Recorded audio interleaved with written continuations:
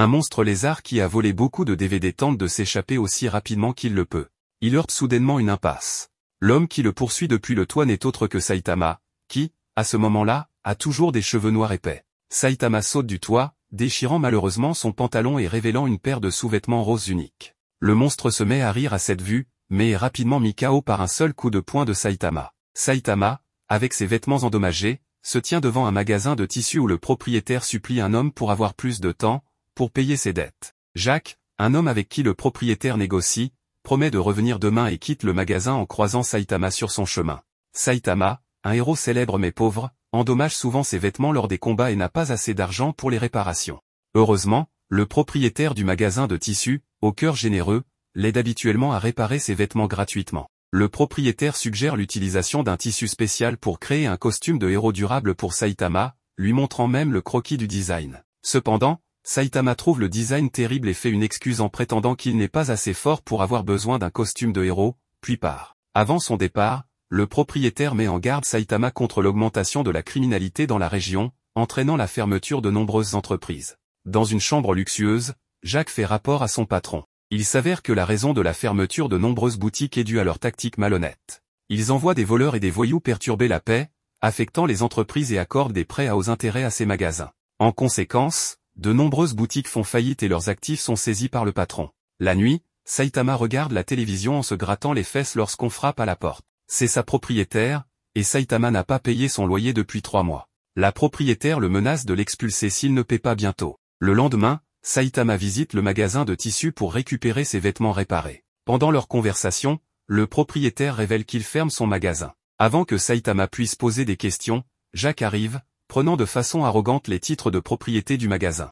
Ce dernier avait emprunté de l'argent à une société de prêt à hauts intérêts, la même qui contrôle de nombreuses entreprises. Ils ne feront pas de cadeau à sa boutique non plus. Saitama demande pourquoi la police ne peut pas aider. Le propriétaire explique que la police a peur car la société de prêt est située dans un redoutable immeuble connu pour ses activités criminelles. Saitama décide d'aider le propriétaire en confrontant la société de prêt. Suivant les indications du propriétaire, Saitama arrive à l'immeuble de la peur. À sa surprise, c'est le même immeuble où il vit. Pas étonnant que le loyer soit si bon marché.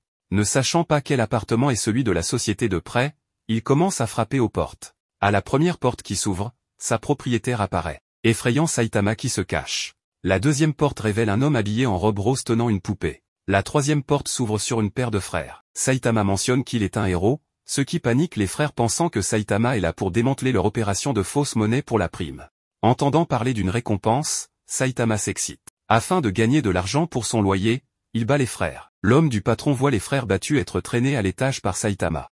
À ce moment-là, Saitama frappe à la quatrième porte. Après avoir rapidement confirmé que ce locataire est également un criminel, il le maîtrise et le traîne dehors. Sensibilisé à quelque chose d'anormal, l'homme du patron rapporte rapidement la situation à son patron. Bientôt, il y a un coup à la porte du patron. C'est Saitama qui entre. Saitama veut récupérer le titre de propriété du propriétaire, sinon il n'aura personne pour réparer ses vêtements à l'avenir. Le patron comprend mal, pensant que Saitama est là pour prendre le titre de propriété par la force.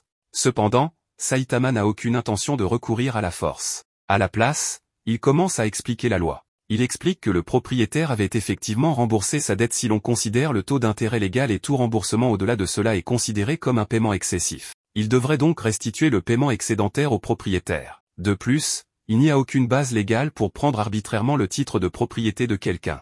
Le patron devient furieux face à la leçon légale de Saitama et révèle sa véritable forme en tant que monstre poisson. Pendant ce temps, le propriétaire du magasin de tissus s'inspire d'un nouveau design de vêtements en pensant à Saitama et à sa promesse de récupérer le titre de propriété. Il se met au travail sur sa machine à coudre. Le patron, maintenant transformé en monstre, est insulté lorsque Saitama dit qu'il est laid après la transformation.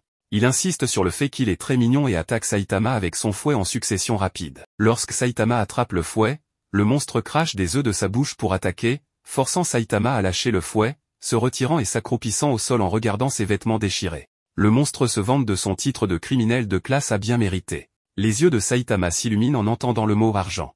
La scène s'estompe en noir. La propriétaire ouvre la porte pour trouver Saitama avec un tas de criminels capturés, qu'il compte utiliser pour payer son loyer.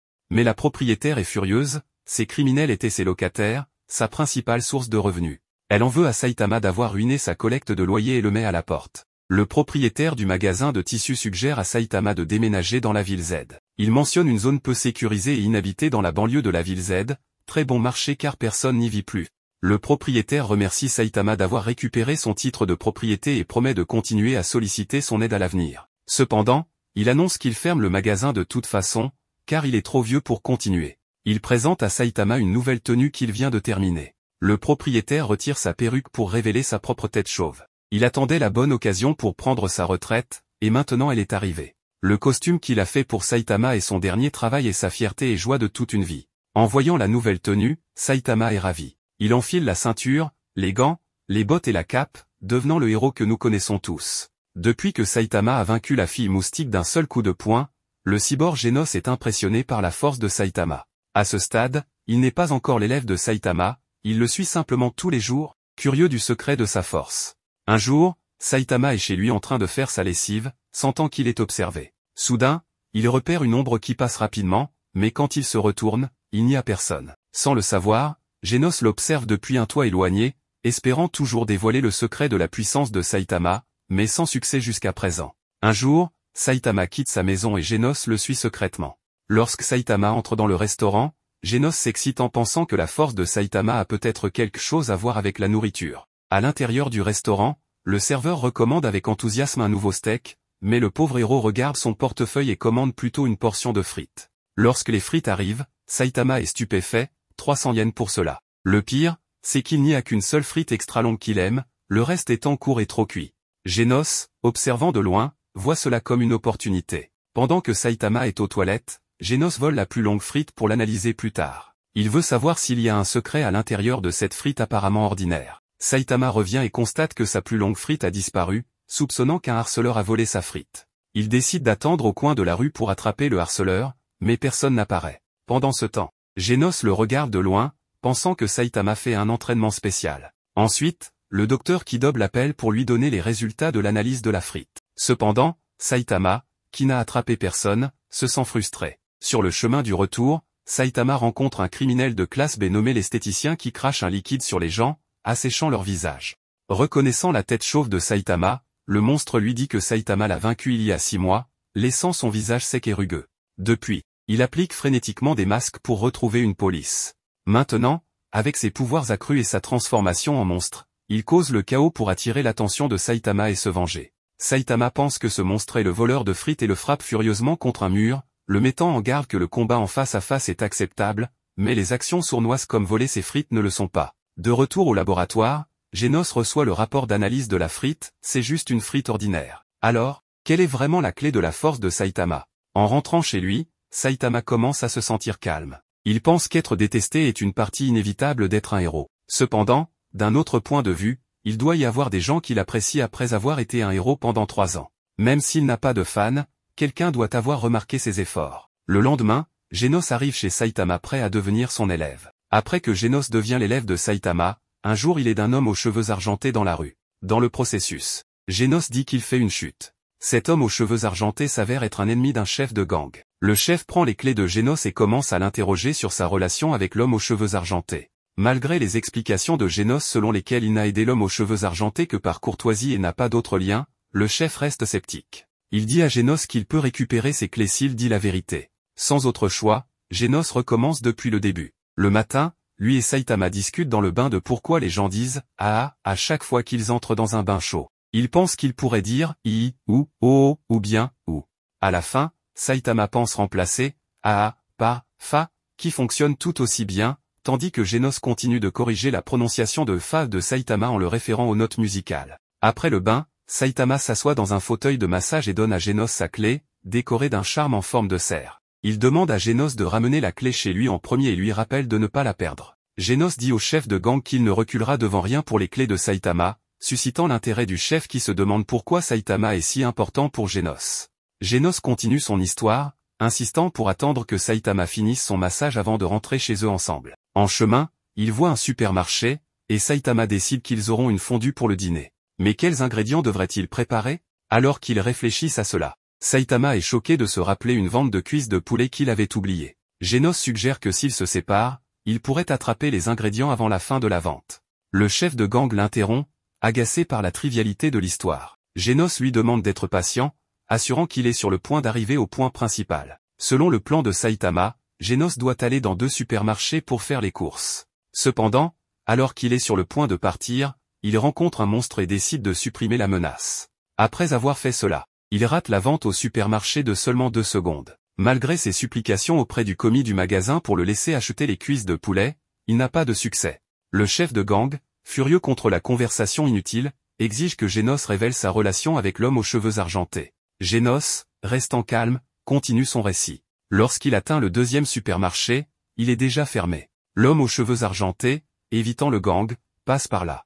Il explique que le gang a chassé tous les commerces à proximité. Avant qu'il ne puisse terminer sa phrase, il s'effondre soudainement de douleur. Genos tend la main pour l'aider, mais il glisse entre ses doigts. Le chef de gang apparaît à ce moment, ce qui les amène à leur situation actuelle. Maintenant que l'histoire est terminée, il demande ses clés en arrière. Cependant, le chef sort un pistolet et se révèle être un criminel de classe C. Lui et ses sbires tirent une rafale de balles sur Genos. Ils essaient de lui faire du mal, mais Genos est en acier, alors les balles rebondissent sur lui comme une averse légère. Ensuite, Genos utilise ses canons d'incinération spéciaux et le chef éclate comme du popcorn. Genos rentre chez lui et explique ce qui s'est passé, rendant la clé à Saitama. Mais Saitama s'en moque, car il a un jeu de clés de rechange et est simplement contrarié de n'avoir rien acheté. Cependant, pour s'excuser, Genos achète spécifiquement du bœuf de haute qualité et cher. Ce soir-là, Saitama savoure le meilleur repas qu'il ait eu. Depuis que Saitama a frappé Sonic dans l'aine, Sonic fait des cauchemars à ce sujet. Il voit même Saitama comme une ombre noire effrayante dans ses rêves, toujours sur le point de le frapper au même endroit douloureux. Ces jours-ci, il passe du temps avec son ami Frank dans la forêt. Lorsque Sonic se réveille d'un autre mauvais rêve, Frank lui demande curieusement à propos de Saitama, le nom qu'il crie dans son sommeil. Sonic se fige, réalisant que Saitama est devenu une véritable crainte dans son esprit.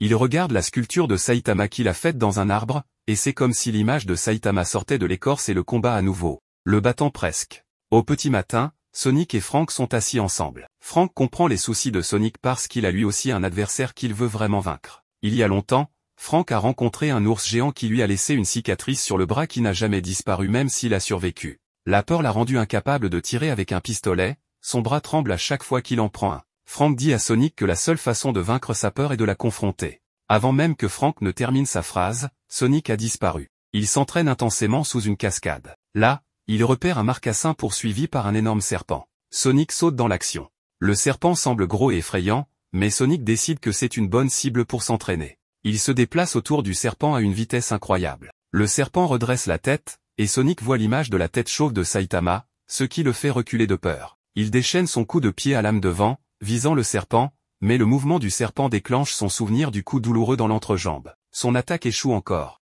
Et Sonic réalise enfin qu'il doit reconnaître sa peur pour la surmonter. Il tire son arme, et après une série de coups de lame d'ombre, découpe le serpent géant en morceaux. En regardant le marcassin à ses pieds, Sonic le remercie de l'avoir aidé à surmonter sa peur. La nuit, lui et Frank savourent de la viande de serpent, et Sonic donne un nom au marcassin.